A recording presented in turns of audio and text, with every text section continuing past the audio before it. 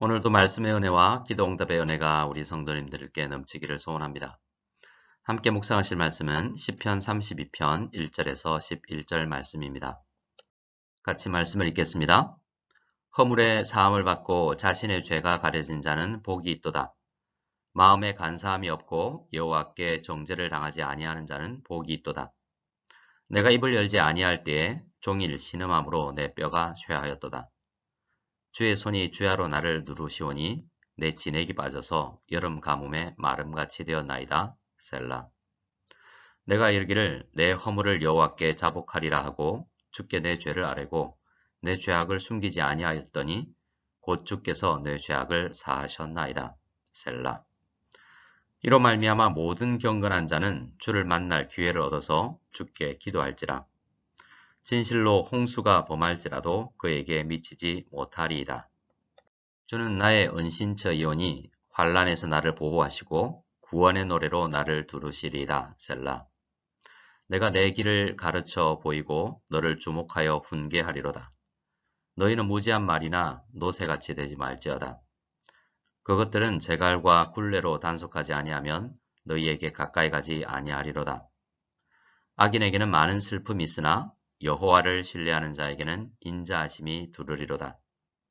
너희 어인들아 여호와를 기뻐하며 즐거워할지어다. 마음이 정직한 너희들아 다 즐거이 외칠지어다. 아멘. 오늘 우리가 묵상하는 시편 32편의 주제는 복입니다. 시편은 모두 150편이며 이 150편의 시들은 5묶음으로 되어 있습니다. 제1권은 1편에서 41편까지인데요. 오늘 시편 32편은 시편 5묶음의 책 중에서 제1권에 속해 있는 시입니다. 시편은 여러 시대 여러 사람들의 시들을 묶어서 편집된 것인데요. 각 권에는 주요하게 흐르는 주제들이 있습니다. 제1권의 주제는 복이라고 할 수 있는데요. 제1편과 오늘 32편은 대표적으로 복이라는 주제를 다루는 시라고 할 수 있습니다. 아마 사람들은 저마다 생각하는 복의 개념이 있을 것인데요. 그리고 시대마다, 나라마다 대다수가 동의하는 복의 개념들이 있습니다. 우리 성도들은 복에 대한 바른 개념을 가지기 위해서 세상의 의견보다는 성경에서 말하는 참된 복이 무엇인지에 대해서 집중해서 살펴야 합니다. 오늘 시편 32편에서 다윗은 복이 무엇이며 복된 사람은 어떤 사람인지에 대해서 우리에게 이야기를 합니다. 1절에서 다윗은 이렇게 이야기합니다. 허물의 사함을 받고 자신의 죄가 가려진 자는 복이 있도다 라고 말합니다. 다윗은 먼저 복된 사람이 어떤 사람인지 정의를 내리는데요. 누가 복이 있는 사람입니까? 허물의 사함을 받고 자신의 죄가 가려진 사람입니다. 성경이 말하는 복은 인간이 가진 허물과 죄를 해결받는 것이라고 말하는 것입니다. 사람이 가진 가장 큰 문제가 해결되는 것이 복이라는 것이죠. 사람들은 저마다 문제들을 가지고 있습니다. 어떤 사람은 돈이 없는 것이 문제라고 말하고 어떤 사람들은 건강이 없는 것이 가장 큰 문제라고 이야기합니다. 하지만 성경은 모든 인간이 가지고 있으며 인간 스스로 해결할 수 없는 죄가 가장 큰 문제라고 말합니다. 그래서 죄 문제가 해결되지 않은 상태에서 돈이 많거나 강건한 육체를 가지고 있더라도 참된 복의 상태에 이른 것이 아니라고 말하는 것입니다. 1절에서 다윗이 고백하는 바를 보면 허물을 해결한 사람, 죄를 스스로 가린 사람이 복되다라고 이야기하지 않습니다. 스스로가 죄의 문제를 해결한 것이 아니라 누군가가 외부에서 해결해 주었다는 것입니다. 그렇다면 누가 죄의 문제를 해결할 수 있을까요? 하나님이십니다. 하나님이 허물을 사해 주시고 죄를 가려 주시는 것입니다. 그래서 우리는 생각해 보아야 됩니다. 죄의 문제가 왜 인간이 가진 가장 큰 문제인가 말입니다. 죄인의 상태로는 하나님께 가까이 갈 수 없기 때문에 죄가 가장 큰 문제입니다. 만복의 근원이신 하나님을 떠나서는 복을 누릴 수가 없는데 허물의 사함을 받고 자신의 죄가 가려진 사람은 복의 근원이신 하나님 앞에 가까이 나아갈 수 있기 때문에 복된 것이라는 말입니다. 2절에서 다윗은 또 복 있는 사람의 정의를 내리는데 조금 다르게 설명합니다. 마음에 간사함이 없고 여호와께 정죄를 당하지 아니하는 자는 복이 있도다 라고 말합니다. 마음에 간사함이 없고 여호와께 정죄를 당하지 않는다는 말을 도덕적으로 이해하는 것은 복을 잘못 이해하게 만들 수 있습니다. 도덕적으로 자신을 열심히 수양하면 마음이 깨끗해지고 하나님으로부터 정죄를 당하지 않는다고 생각할 수 있다는 말입니다. 하지만 이 말씀은 자신 스스로를 잘 살펴야 하고 하나님께서 그의 마음을 보았을 때도 문제가 없어야 한다라는 말입니다. 그러니 스스로의 판단과 하나님의 판단 모두에 문제없이 통과되어야 한다는 말인 것입니다.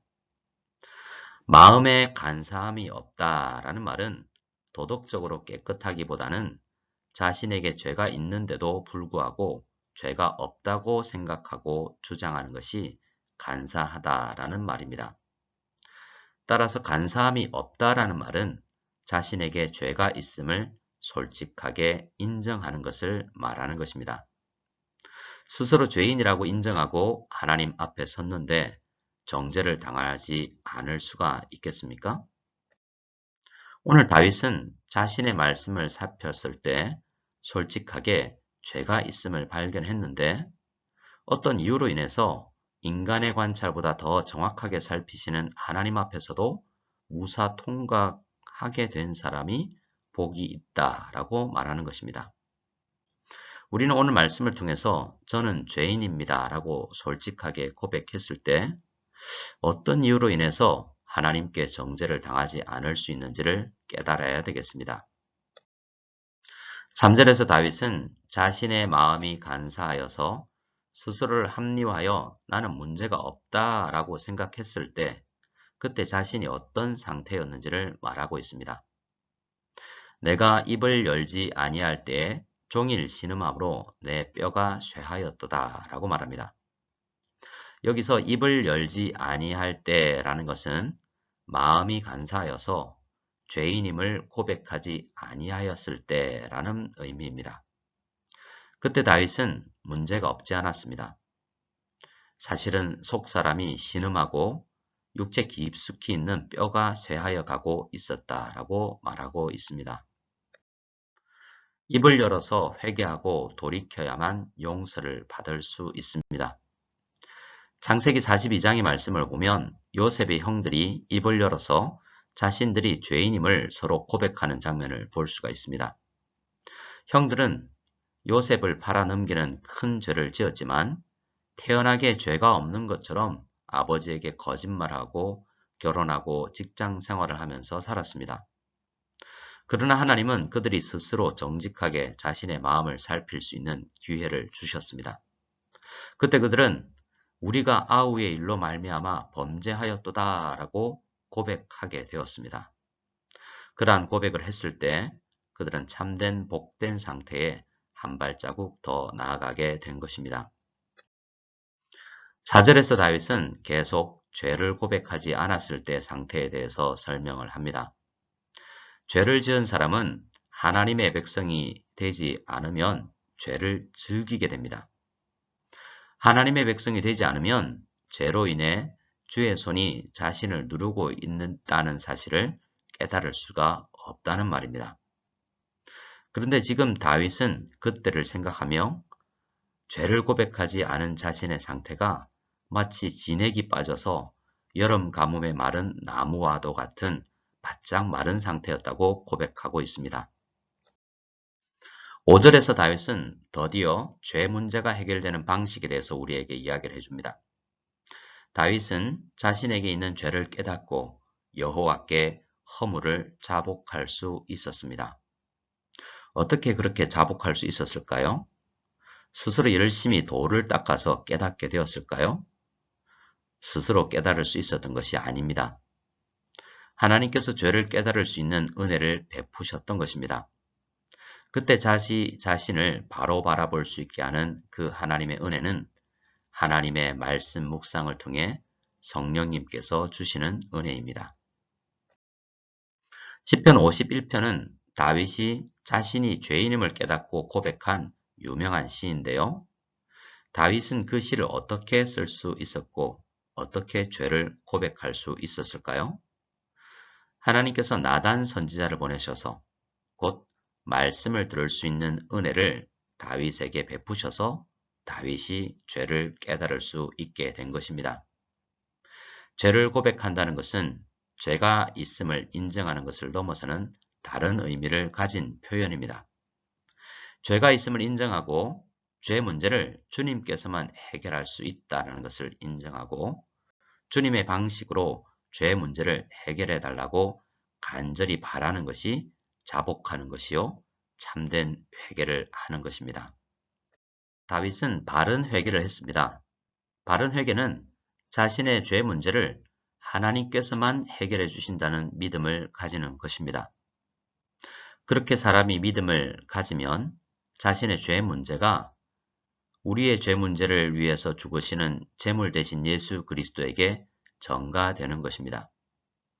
예수 그리스도께서 십자가에서 죽으심으로 모든 회개하는 백성들의 죄를 해결하셔서 죄인은 하나님 앞에 경건한 자로 설 수 있게 되는 것입니다. 바울은 이 사실을 로마서 6장에서 아주 자세하게 설명을 하고 있는데요. 죄를 고백하는 옛사람의 죄는 예수와 함께 십자가에 못 박혀 죽게 된다라고 말합니다. 예수님의 대신 죽으심으로 인해서 믿음으로 예수님과 연합된 죄인이 죄에서 벗어나 의롭다 하심을 얻게 된다는 말입니다. 7절부터는 다윗이 복된 사람이, 의롭게 된 사람이 사는 삶의 방식에 대해서 이야기를 하는 것입니다. 의인이 되었다는 것 자체, 흔히 신학적으로 칭의라고 이야기하죠. 그 상태가 가장 복된 상태는 아닙니다. 의인이 되어서 날마다 기도하며 의인의 신분에 맞는 삶을 살아가는 사람이 더 복된 것입니다. 더 이상 죄가 우리 몸을 지배하지 못하게 하여 몸의 사욕에 순종하지 아니하고 주님의 다스림을 받는 사람이 더 복된 것입니다. 내가 내 길을 더 잘 안다고 교만해하지 않고 주님께서 길을 가르쳐 주실 때 그 가르침을 따라 살고 주님의 훈계를 따라 삶을 살아가는 사람이 복된 것입니다.